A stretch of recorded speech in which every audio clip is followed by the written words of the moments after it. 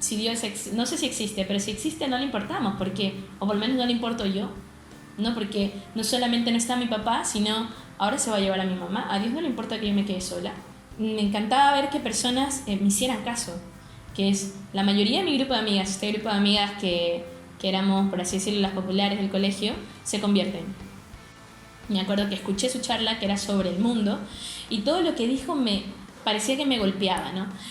La música que escuchas, los chicos con los que sales, la ropa que utilizas, las frases que dices, todo es una mentira. No dejar que Dios me conociera de verdad, o sea, que viera mi corazón, su debilidad, sus dolores, su pecado, para que lo cure. ¿Cómo puedes decir que le vas a dar toda tu vida cuando ni siquiera puedes hablar con Él una hora? Y comencé a dudar, yo tengo realmente una relación con Dios, yo lo conozco, Él me llamó. Amigos, ¿qué tal? Bienvenidos a Cambio de Agujas. ¿Recordáis la semana pasada? Nos habíamos quedado con Mayra. Mayra era una chiquilla de Guayaquil que su infancia y su adolescencia la había convertido en maldad, digámoslo así. Pero gracias a una de sus amigas, ella también quiso tener ese contacto con Dios y entró como candidata. Pero al final lo acabó abandonando porque no se centraba en Dios ni en la oración.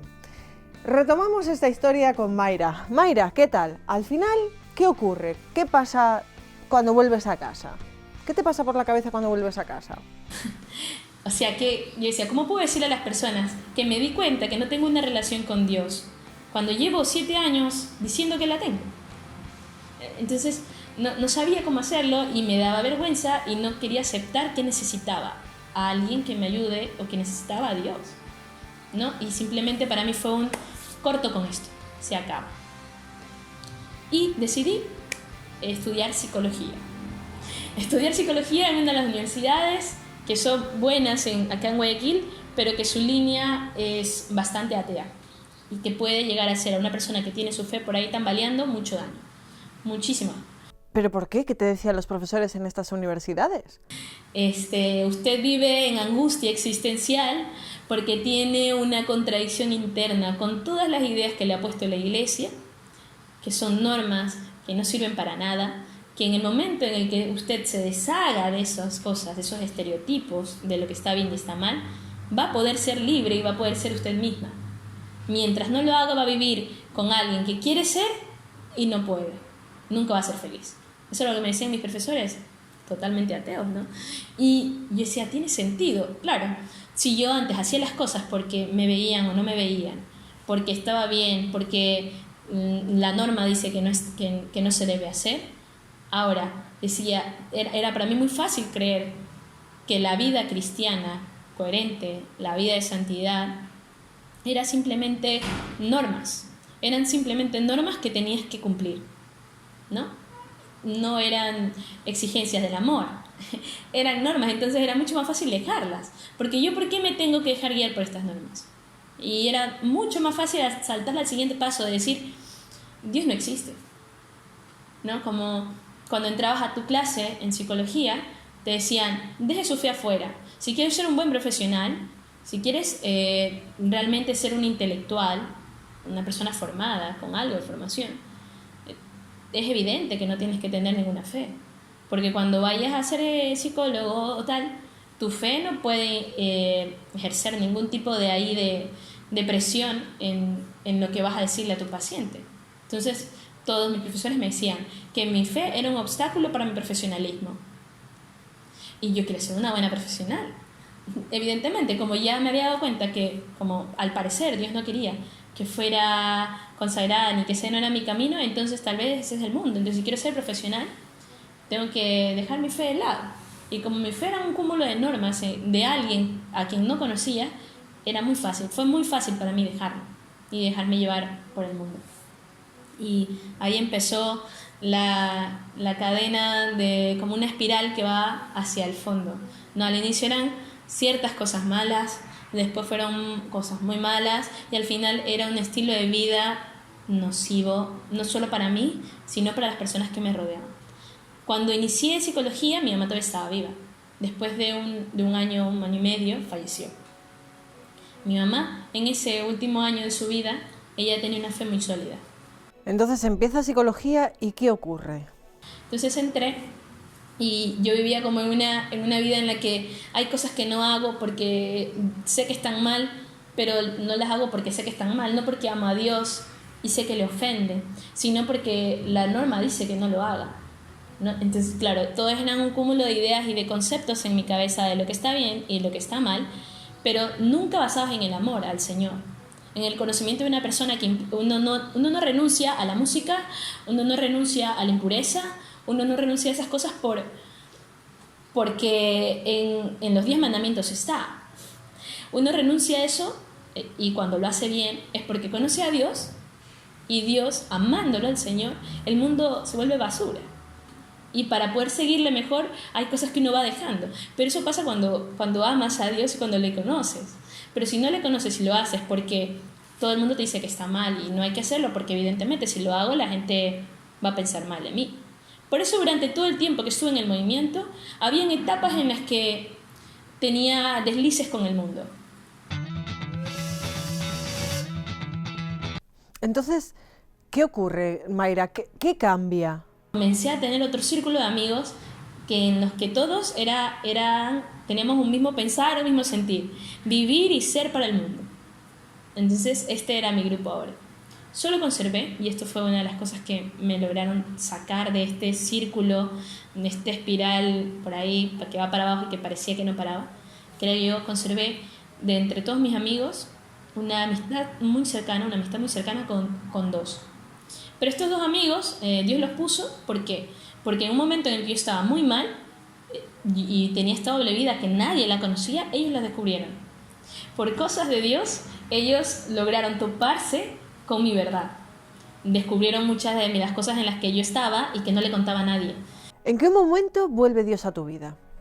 Así en ese círculo, en esa espiral que te va llevando abajo, hubo algo que me sacó de la nada. Y fue María. ¿Cómo fue, Mayra? ¿Cómo fue todo esto? ¿Cómo te saca María? Me llama mi amiga que cantaba en las misas y me dice: Mayra, necesito que vengas a cantar ahorita en una misa en la que estoy. Ven, por favor, hazme la segunda voz. Y yo, pero acabo de salir de otra misa. No importa, ven. Y dije, 2 misas en un día. Bueno, no importa, voy a pasar todo, voy a hacer como que si no estoy, voy a ir a tocar, cantar y ya está. Entonces voy y me siento. Me acuerdo tanto que me senté en un lugar donde nunca lo hacía, que era frente a la Virgen. Y ella me dice en el momento de la comunión: escucha mucho esta canción porque la acabo de componer y es para ti. La compuse pensando en ti. Y cuando la canta, la canción era sobre la frase de San Agustín, sobre la frase de: no hiciste, Señor, para ti, nuestro corazón está inquieto hasta que no descanse en ti. Era sobre la vida de pecado que había tenido San Agustín y cómo lo único que le hizo feliz fue ese encuentro con Dios. Entonces, al final la canción hablaba sobre que Dios cree en ti, apuesta por ti y una y otra vez confía en ti. Quiere que estés cerca de Él. Si la oveja se pierde, si la barca naufraga, igual Dios va a estar ahí. Como la canción era como un eslogan que decía: no importa lo que hayas hecho, Dios te perdona. Ahora, cuando yo estaba ahí y escuchaba la canción, que me conmovió hasta la médula, sobre todo porque me la estaba cantando alguien que era mi amiga y que me conocía, y no solo eso, sino que ella, a pesar de conocer todo lo que yo era, ella seguía creyendo que yo podía volver a ser buena, que yo podía volver a estar con Dios. Como ella creía en mí, eso me ayudó muchísimo. Era como abrir un poquito la puerta a la posibilidad de creer que tal vez Dios sí me pudiera perdonar. Tal vez, ¿no? Pero era muy difícil, me daba mucha vergüenza siquiera poder hacer silencio o rezar o dirigirme a Dios, porque yo decía, las cosas que he hecho son muy malas. Y es así como ahí estando el sagrario, moví un poco la mirada y vi a la Virgen. Y ahí fue cuando cambió las cosas. Yo, que no era mariana, yo que no tenía ni idea de nada, tuve una experiencia muy bonita en la que experimenté como la Virgen me decía que sí podía y que ella me iba a ayudar. ¿Y tú qué le decías a eso? Madre, no creo que pueda cambiar. Mira todas las cosas que he hecho. Y no solo no creo que pueda, sino no quiero cambiar. Yo le dije a la Virgen que el pecado que yo cometía, las cosas que yo hacía, yo me veía imposibilitada, yo decía que es imposible que yo lo deje.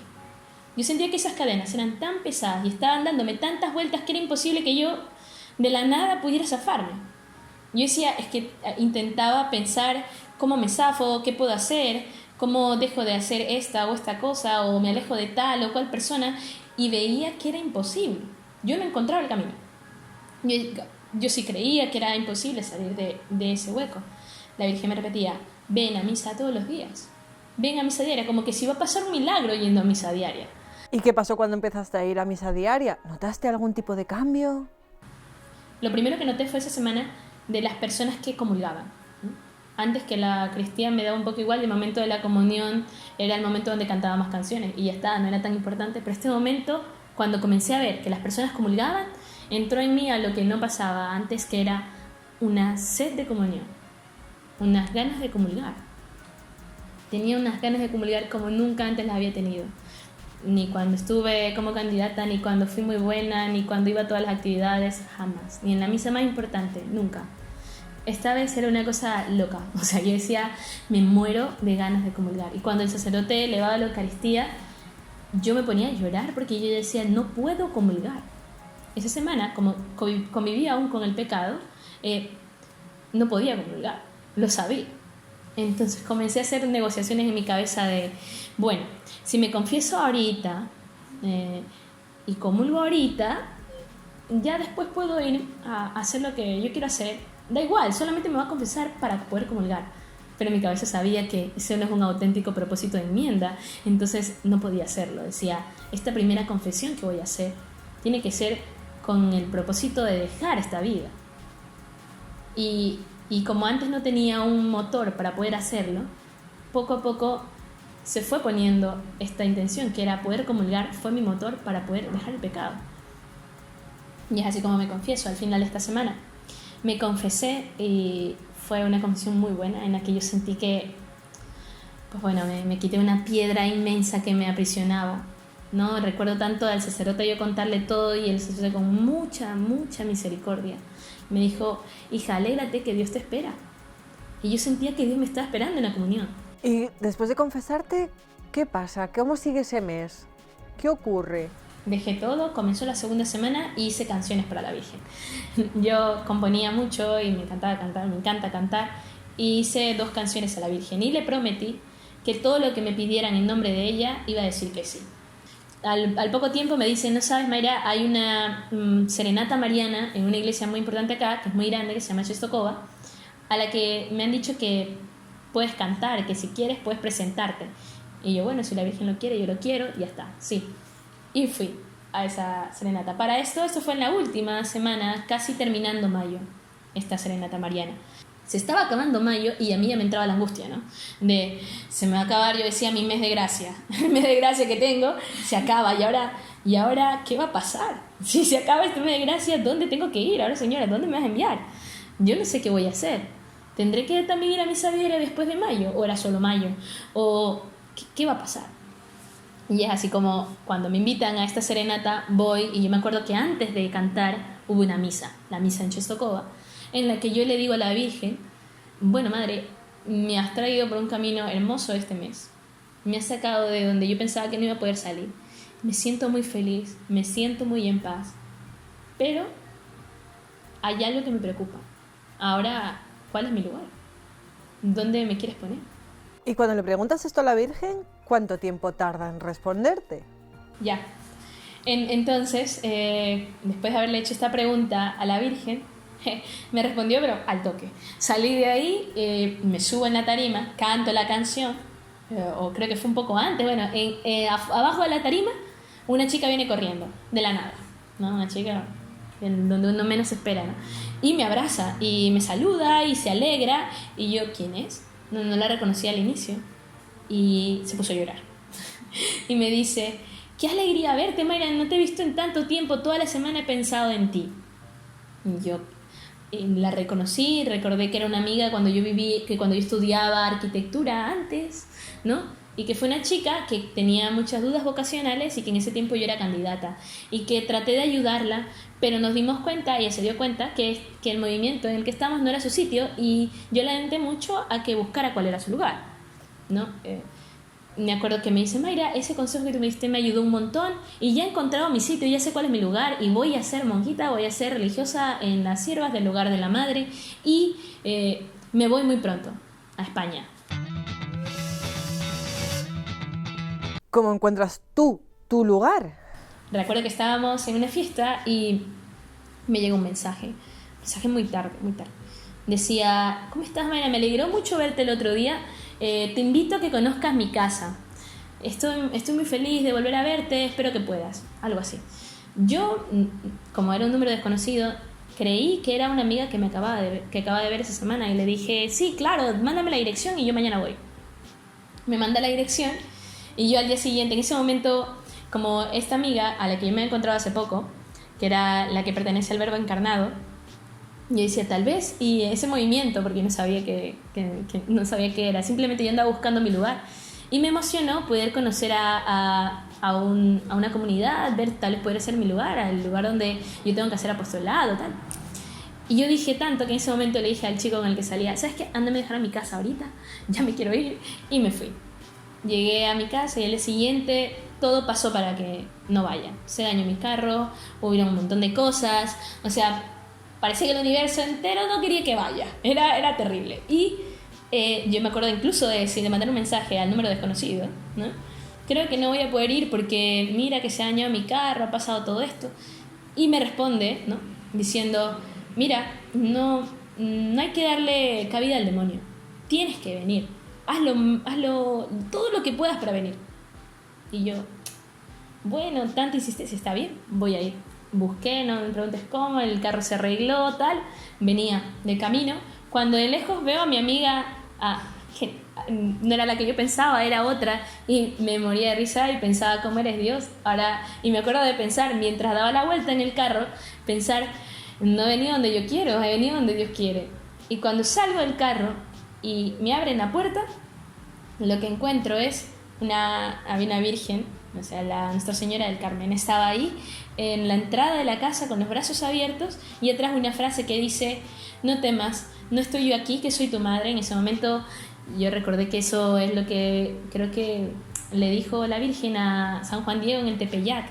Yo antes que no sabía nada de la Virgen, en ese mes de mayo investigué todo lo que podía y recordé que esa frase me había llamado muchísimo la atención, porque a mí la Virgen era lo que me había dicho durante todo el mes, ¿no? Lo de ella me va a ayudar, lo que yo no puedo, ella me va a ayudar.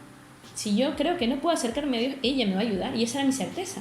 En ese momento, cuando yo vi la frase y vi a la Virgen ahí con los brazos abiertos, aunque ni siquiera sabía dónde estaba, aunque no sabía a quién les iba a conocer ni lo que iba a hacer, entré por la puerta y tenía una sola seguridad, como la que tuve cuando vi a la Virgen, de que ella me iba a ayudar. Esta vez la seguridad era, este es mi lugar. ¿Y qué hiciste? Lo primero que hice fue ir a una actividad que me invitaron, que fuera, la actividad eran 3 días, en actividades distintas, ¿no? La primera era para el triduo de la conmemoración de la Siempre Virgen. Fue la primera actividad a la que vine.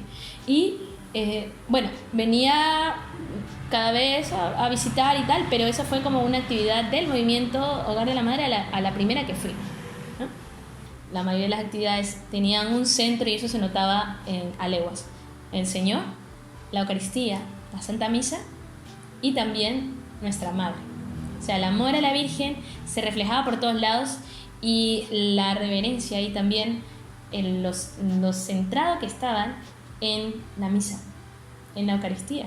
Entonces eso era lo que yo había visto en ese mes que me sacó, en ese mes de mayo, haber sido la Eucaristía y nuestra Madre.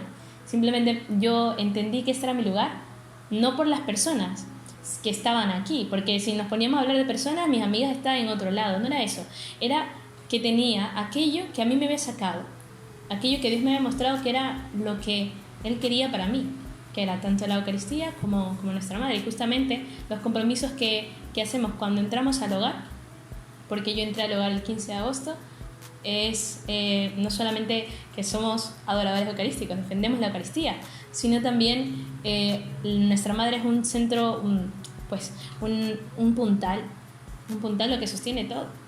Entonces, tanto la Eucaristía como nuestra Madre y el apostolado de los jóvenes es, por así decirlo, la forma que tiene mi corazón. Para mí fue muy evidente cómo Dios me trajo hasta aquí. No porque me guste o tal, aunque evidentemente me hace feliz, sino porque es la forma que tiene mi corazón. Es lo que yo necesito, lo que anhelo. Para terminar, Mayra, ¿qué le dirías a un joven o a una joven que está pasando por lo mismo que has pasado tú? Bueno, lo que yo podría decirle a las personas es lo que yo he vivido, que es, no importa lo que tú hayas hecho o el camino que hayas tomado, las opciones que tu vida hayas tenido, da igual. O sea, no hay lugar, ese lugar del no retorno es cuando uno ya muere. O sea, uno puede retornar, uno puede volver a Dios, uno puede encontrarse con Dios aunque haya vivido lo que sea. De hecho, Dios ya lo sabe, Dios ya lo conoce y lo único que quiere es poder ver la herida, no para meterte el dedo y hacerte sufrir, sino lo hermoso de poder exponer el corazón lleno de heridas a Jesús es que Él las pueda tocar para sanarlas. O sea, Dios siempre te está esperando porque siempre desea poder sanar esas heridas de tu corazón. No hay nada que no pueda hacer que te aleje definitivamente con Dios. Eso no es cierto. Y ya, si me lo permiten decir, que la Virgen es el lugar más seguro al que uno puede refugiarse, el camino más rápido, más seguro para poder llegar al Señor.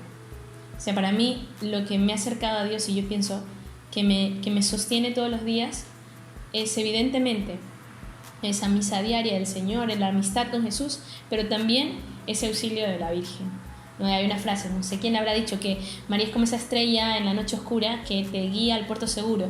Es lo que yo he vivido en mi vida, tal cual. No como pasé y me di cuenta de una realidad muy bonita, que no solamente Dios te busca, sino también nuestra Madre. Mayra, muchísimas gracias por tu testimonio. Gracias por estar con nosotros estos 2 días. Gracias.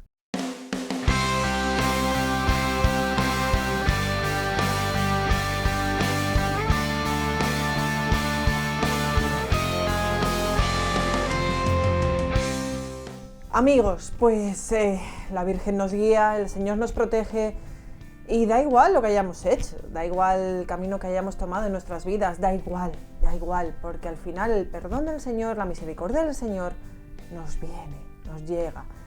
Así que no lo dudéis, si es que es el mejor refugio, el mejor camino, la mejor casa. Gracias por estar hoy aquí.